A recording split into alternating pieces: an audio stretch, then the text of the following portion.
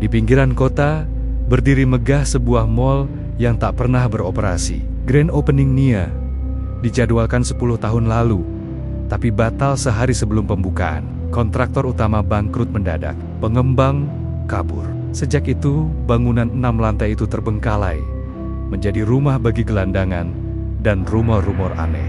Penduduk sekitar punya aturan tak tertulis. Jangan masuk setelah maghrib, jangan naik eskalator yang menyala sendiri, dan yang paling penting jangan hitung jumlah lantai jika kamu naik.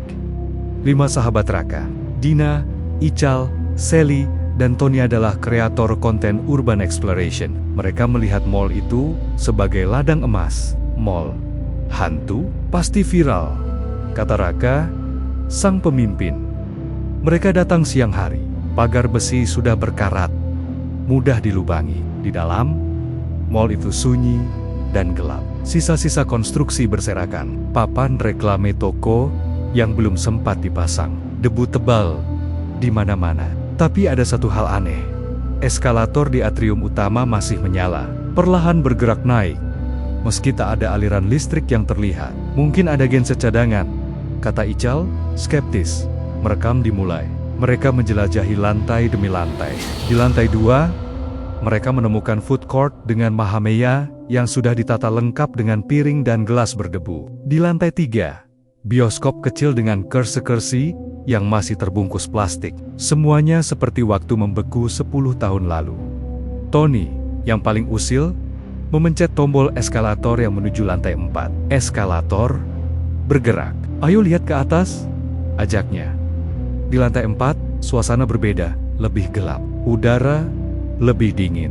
Dan ada bau-bau seperti ruangan tertutup lama, tapi juga seperti sesuatu yang manis dan busuk. Mereka menemukan sebuah toko mainan besar. Boneka-boneka masih tersusun rapi di rak. Sally mendekati boneka beruang besar. Matanya tiba-tiba berkedip. Mereka semua melihatnya. Boneka itu berkedip. Sally menjerit dan menjatuhkan kamera. Cuma efek cahaya, kata Dina, tapi suaranya gemetar.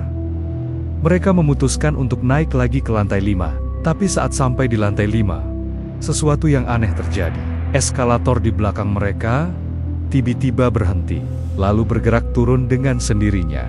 Suara mekanisnya keras di tengah keheningan. Kita turun saja, bisik Dina. Tapi eskalator yang turun itu tidak membawa mereka ke lantai 4. Setelah turun cukup lama, mereka sampai di lantai yang sama. Lantai 5. Tanda di dinding masih bertuliskan lantai 5. Mereka turun lagi, sampai di lantai yang sama lagi. Kita muter-muter, kata Raka. Mulai panik, mereka mencoba tangga darurat. Pintu tangga terbuka ke lantai 5 lagi. Mereka mencoba eskalator lain. Hasilnya sama. Mereka terjebak di lantai 5 yang seolah tak memiliki akhir. Saat itulah suara itu mulai terdengar. Suara orang berbisik, samar-samar, seperti dari balik dinding. Lalu suara langkah kaki, banyak kaki, seperti keramaian mall yang ramai pengunjung. Tapi tak ada siapapun. Tiba-tiba, lampu-lampu di lantai 5 menyala terang. Musik latar mall pun terdengar lagu-lagu pop lawas dari 10 tahun lalu. Dan perlahan, mulai terlihat bayangan-bayangan, samar-samar, seperti siaran TV yang terganggu. Mereka melihat siluet orang-orang berjalan, duduk di bangku, masuk ke toko-toko, siluet yang tak jelas, tapi bergerak seperti manusia sungguhan. Mereka, pengunjung mall ini, bisik Ical. Salah satu siluet berhenti di depan mereka. Perlahan, siluet itu menjadi lebih solid. Sosok wanita dengan pakaian rapi, seperti pegawai mall. Wajahnya tidak sempurna, seperti gambar yang gagal terfokus. Matanya hanya 2 lubang gelap. Selamat datang di grand opening, kata wanita itu.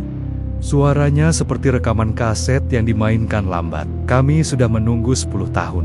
Mereka berlari, meninggalkan semua peralatan. Berlari mencari jalan keluar. Tapi semua eskalator dan tangga hanya membawa mereka kembali ke lantai 5 yang ramai oleh pengunjung hantu itu. Hingga akhirnya, mereka menemukan sebuah pintu kecil di belakang bioskop yang bertuliskan karyawan saja. Mereka masuk. Pintu itu membawa mereka ke sebuah ruangan kecil, seperti pos keamanan. Di sana, duduk seorang pria tua berseragam satpam. Bukan hantu, manusia sungguhan. Kalian akhirnya datang juga, katanya dengan suara lelah. Siapa Bapak? Kenapa di sini? Tanya Tony, terengah. Namaku Pak Karto. Aku satpam yang ditugaskan jaga mall ini 10 tahun lalu. Malam sebelum grand opening, terjadi kecelakaan. Atau mungkin bukan kecelakaan. Para pekerja lembur sampai malam. Lalu, listrik padam. Eskalator masat. Orang-orang panik. Dalam gelap, mereka berdesakan. Jatuh. Puluhan orang meninggal malam itu. Pengembang memilih menutupinya. Membatalkan pembukaan. Mengubur semuanya.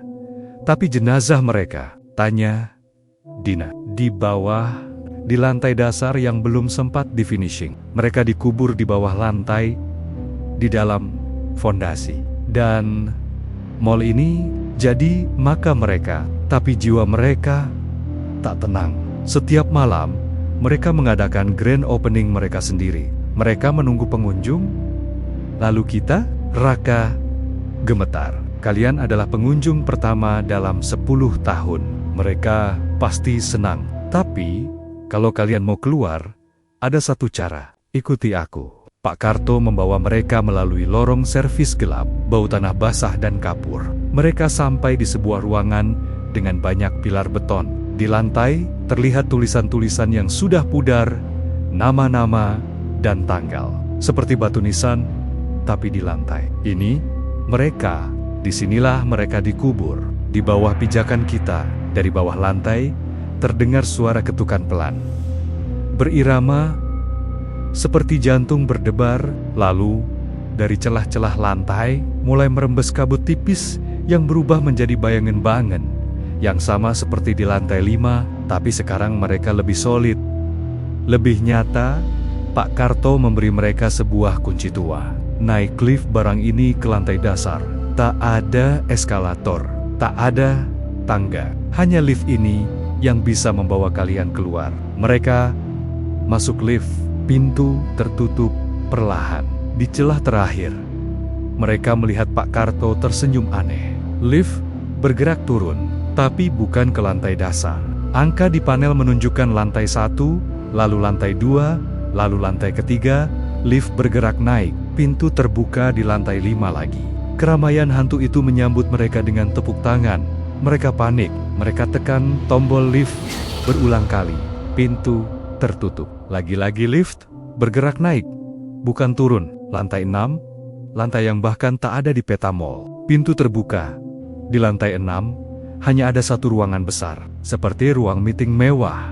Dan di sana, duduk puluhan orang berpakaian rapi. Di tengah mereka, ada Pak Karto yang sudah berganti pakaian jas rapi, rambut disisir ke belakang. Selamat datang di lantai direksi, katanya.